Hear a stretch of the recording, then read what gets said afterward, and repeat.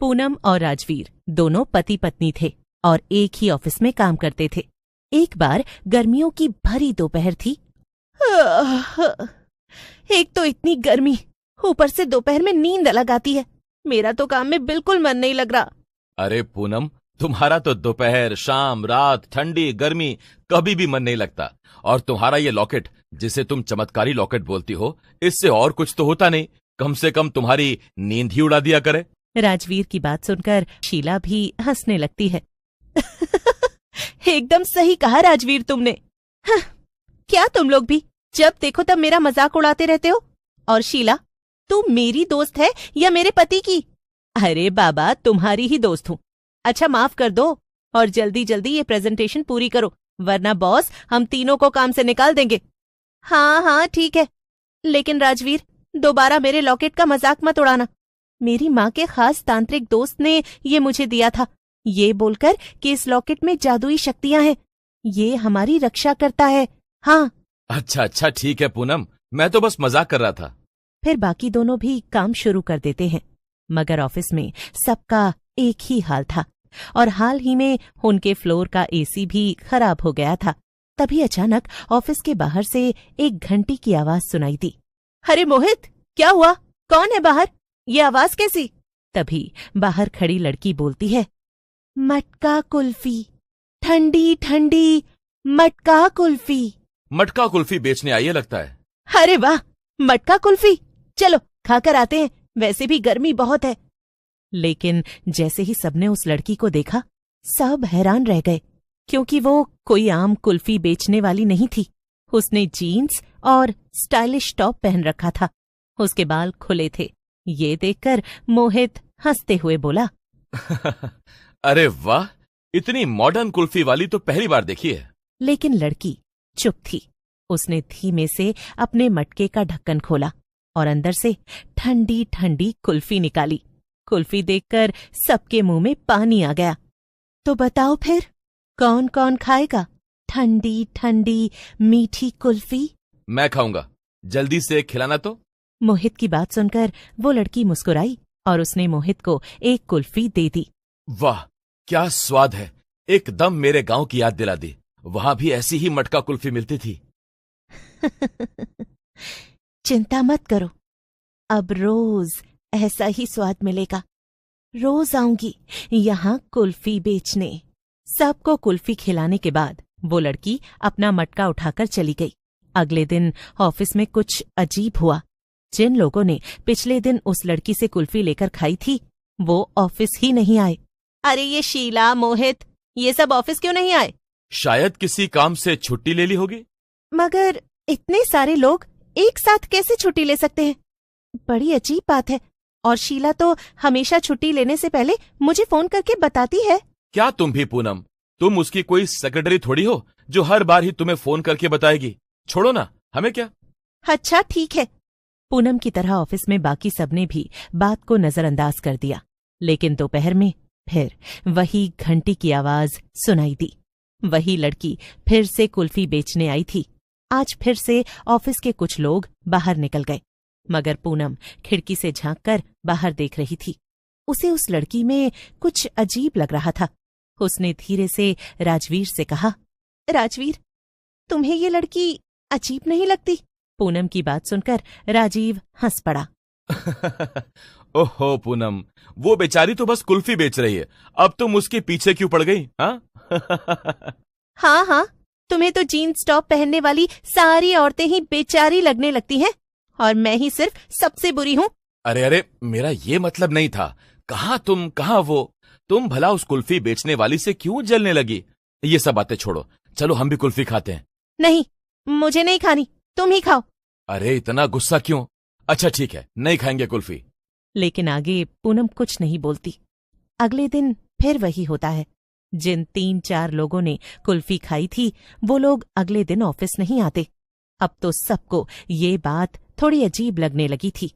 फिर एक दिन ऑफिस में चर्चा हो रही थी।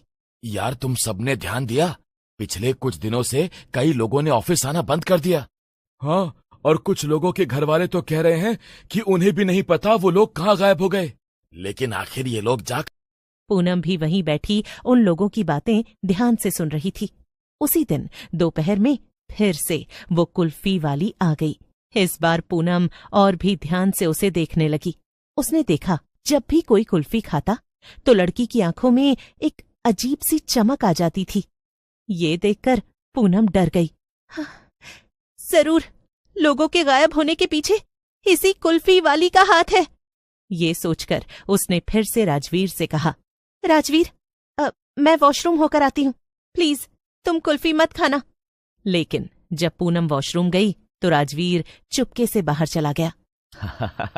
ये पूनम की वजह से मैं अभी तक एक भी कुल्फी नहीं खा पाया। जरा मुझे एक कुल्फी देना। खा लो, बहुत स्वादिष्ट है। राजवीर ने कुल्फी खा ली और चुपचाप अंदर आकर बैठ गया।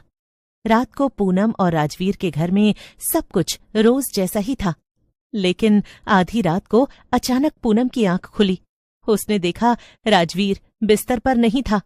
पूनम ये देखकर घबरा गई। हाँ, राजवीर, राजवीर, कहाँ हो तुम? उसने पूरे घर में ढूंढा, लेकिन राजवीर कहीं नहीं था। अब पूनम को सब समझ आने लगा। हाँ, आखिर ये राजवीर कहाँ चला गया? दोपहर में जब मैं वॉशरूम से बाहर आई थी तो राजवीर के चेहरे पर कुल्फी जैसा कुछ सफेद सफेद लगा था, मगर उसने कहा ऐसे ही कुछ लग गया होगा।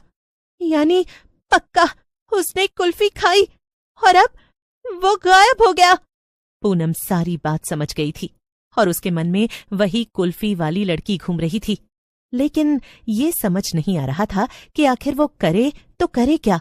फिलहाल तो पूनम सो जाती है, मगर अगले दिन आज मैं ऑफिस नहीं जाऊंगी, बल्कि उस कुल्फी बेचने वाली स्टाइलिश लड़की को पकड़ कर ही रहूंगी, चाहे कुछ भी हो जाए। और फिर पूनम ऐसा ही करती है। उस दिन वो ऑफिस नहीं जाती, बल्कि वहीं दूर खड़ी होकर उस लड़की के आने का इंतजार करने लगती है। दोपहर में रोज की तरह फिर वही आवाज आई। आ गया मेरा शिकार। मुझे तो डर लग रहा था कि ये आएगी ही नहीं, मगर आ ही गई। लड़की फिर से रोज की तरह आई और अपनी मटका कुल्फी बेचने लगी। कई लोगों ने रोज की तरह उसकी कुल्फी खाई और अपने काम पर चले गए।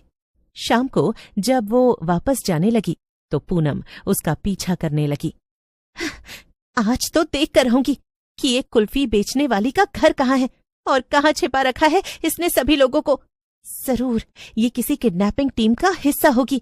हाँ, देखते ही देखते लड़की शहर से बाहर की तरफ जाने लगी। वो धीरे धीरे एक घने जंगल की तरफ पहुंच गई। कुछ देर बाद लड़की एक पुरानी टूटी फूटी हवेली में घुस गई। पूनम भी अंदर चली गई और अचानक से वो लड़की एक चुड़ैल में बदल गई। अब तक तो बहुत लोगों को मैंने अपना शिकार बना लिया, वो भी इतने कम वक्त में। ऐसे लोगों को खाने के लिए ढूंढना तो बड़ा मुश्किल था, मगर ये मटका कुल्फी वाले प्लान से तो बहुत लोग मेरे जाल में फंस गए। अब मजे से धीमे धीमे इन सब को खाऊंगी। हे भगवान, ये तो कोई इंसान नहीं बल्कि एक चुड़ैल है। अब इससे कैसे लड़ूं और राजवीर को कैसे बचाऊं? ये गधा हमेशा मुझे भी मुसीबत में डाल देता है। सच कहती थी माँ, इस नालायक से लव मैरिज करनी ही नहीं चाहिए थी, लेकिन मैं तो प्यार में डूब गई थी। खैर, अभी कुछ करती हूँ, बाद में इससे खूब सारी शॉपिंग करवाऊंगी। हाँ। पूनम के हाथ में एक बड़ी सी लकड़ी थी जो कि उसने पेड़ से तोड़ी थी और उसके ऊपर उसने अपना चमत्कारी लॉकेट बांध रखा था। बिना सोचे समझे पूनम चुड़ैल को उस लकड़ी से मारने लगती है। चुड़ैल भाग जाती है। अरे, मैं बच गया, मगर कैसे? हाँ, इसी लॉकेट से जिसका तुम हमेशा मजाक उड़ाते थे। पूनम की बात सुनकर राजवीर भी हंसने लगता है और सभी लोग घर लौट आते हैं। उस दिन के बाद से स्टाइलिश लड़की तो क्या, ऑफिस वाले नॉर्मल आदमी का भी मटका कुल्फी का ठेला देखकर दूर भाग जाते हैं।